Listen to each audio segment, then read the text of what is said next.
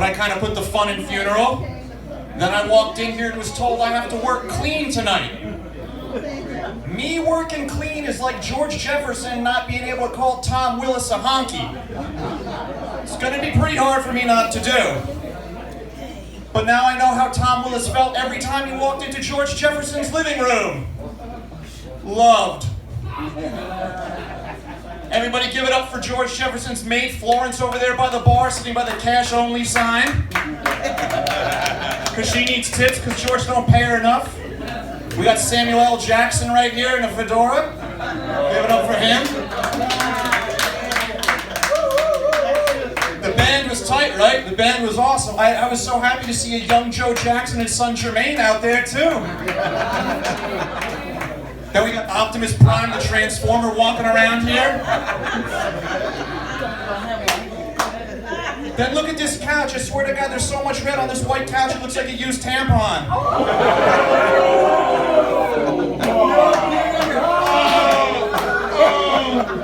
That's nasty. I didn't last that long being clean now, did I, guys? I am recently married. Thank you. Yeah, we got engaged. Thank you. With a smattering of applause. We got engaged at Graceland. Now I've got two things in common with Elvis Presley. The first being I got engaged at the same spot that Elvis did. Second being Elvis's life ended at Graceland. So did mine. But it's hard getting used to this domesticated lifestyle. I swear to God, my life has become nothing but repeated trips to ShopRite and CVS. Every day I'm at one, if not both of these stores. I swear to God, if I died tomorrow and there's a montage playing at my funeral the last few weeks of my life, all you'd see is me pushing a broken cart through ShopRite or carrying that stupid little basket through CVS. And am I the only one who always gets the broken cart? Every time without fail I get this thing. I'm pushing it, the front wheel's messed up, I push it away, thing comes back to me like a boomerang, and I wanted to karate kick it over, almost karate kick this kid in the nuts. But my leg only goes this high. And then whenever we're at ShopRite, we're always arguing about the checkout line, because she always chooses the longest line. And when she does, I start singing Billy Joel's Longest Time. I'm up in there like, whoa, whoa, whoa, I'm on the longest line.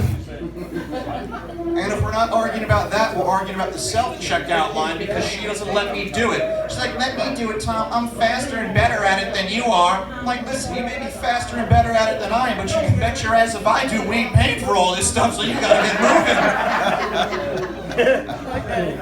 And don't even get me started on CVS. Every time we're going in there, she's critiquing the way I carry that little basket. I carry it like this, like a guy. She's like, no, what you gotta do is rest it on your forearms, that way you can shop with both hands. I'm like, listen, I was like, I'm not sashaying down the aisle with you with this little basket gliding through the yard. That stuff ain't happening. Plus, look at my arms. I got them Kermit the Frog heroin junkie arms. I can't support that much weight. And these trips to the store keep getting worse and worse. One of the last times we were in there, we went because she said she needed cooter soap. I'm like, all right, cool. So she goes down the aisle, she comes back. I go, what's that? She goes, cooter soap. I go, are you kidding me? I've been washing my face with that for the last 2 weeks.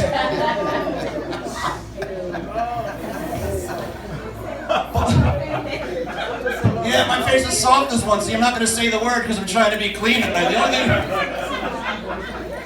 The only thing clean about me are my urine tests, because I'd rather be sitting at bars than behind them, according to my PO.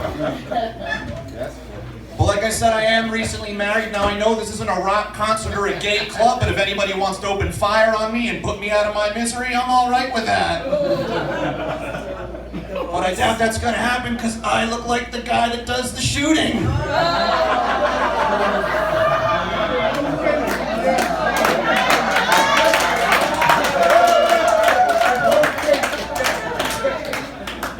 Nobody clap back at me. Keep your gonorrhea to yourself, you nasty mofos.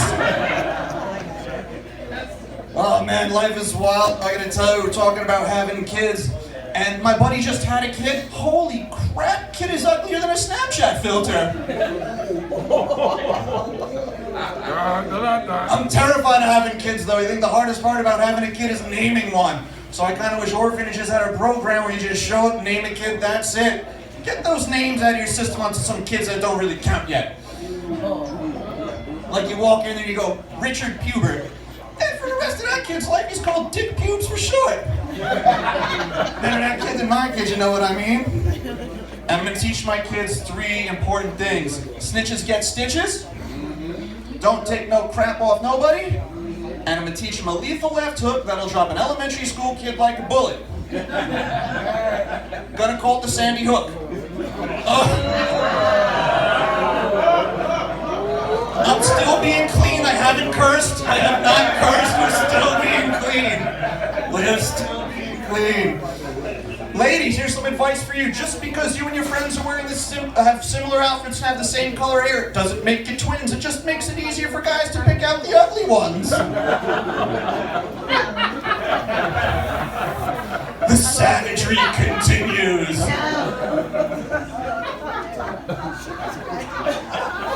I can't stand these people on social media wishing a happy birthday to their pets. I'm a bit confused. Can your pets read, or are you just that desperate for attention?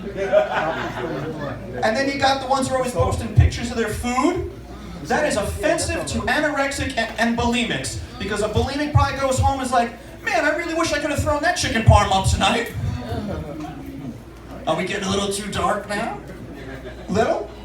That's what I do though, but I'm clean. I'm clean, because that's what I have to be this evening, it's fine. What is the worst possible thing you can have on a 10-hour non-stop flight? What? Diarrhea. The fact that you rank diarrhea above a terrorist not only confuses but concerns me. I didn't have diarrhea, but we actually had a crying baby on the plane, which was nice, yeah. And I was drunk and I blurted out a bit too loudly, will somebody shut that kid up or stick him in the overhead compartment?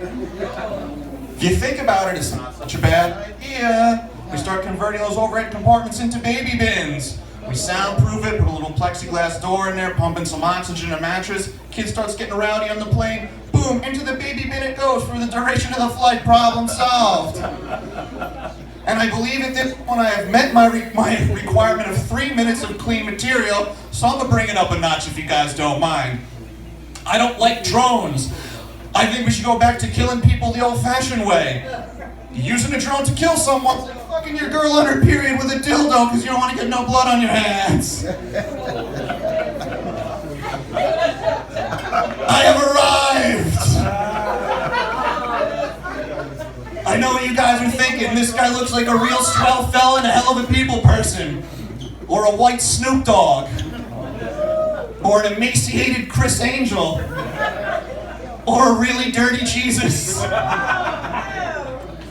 That's as far as I'm gonna go with the religion jokes. I know my audience, I ain't gonna go there. Here's something that'll blow your minds. I used to be a drug and alcohol counselor for adolescents. Yeah, the silence is deafening on that one, isn't it? The only thing I was influencing was their relapse rates. But it's been some time since I quit or got fired from that job, depending on who you ask. But I recently had to put my counseling hat back on because I caught my father trying to buy weed on Facebook. And scrolling through my feed and a picture of weed pops up along with a comment from him that says, yum yum, gimme some. Followed by living in NY, looking to buy, can you help me out? And here I was, I thought I was the dumbest person in the family. By a round of applause, how many people here grew up in New York? Fantastic, so then I can continue with. The reason why I think I'm the dumbest person in my family is because I took the Earth Science and Biology Regents exam to combine total of 14 times. For any of you wrestling fans in attendance, that makes me the Ric Flair of the Regents exams. Here's something else that'll blow your minds. I don't like mosh pits. I know, the look can be deceiving. It's like, here's what we're gonna do. When the music starts, we're gonna form a circle of only dudes. This must be a sausage fest. Some of us may even remove our shirts and start ramming and slamming our sweaty bodies into each other. Sounds like a real heterosexual act to me, but if you think about it, mosh pits are really just the Soul Train line for rhythmless white people. And there ain't nobody more rhythmless than hipsters. Hipsters, stay the hell out of the mosh pits. And please stop wearing those black frame glasses. You're not Buddy Holly. However, I do wish you were on the plane with him and the Big Bopper, because that'd make my life a little bit more tolerable. Also, hipsters, please stop confusing the word vintage with an old piece of crap. Vintage has value. That's like me saying my grandfather's second wife was vintage. Nope, she was an old piece of crap, just like your man purse. I think I'll leave you guys on that high note, unless you want more. No, I heard somebody say no. That's the best thing ever. Thank you guys, you've been great.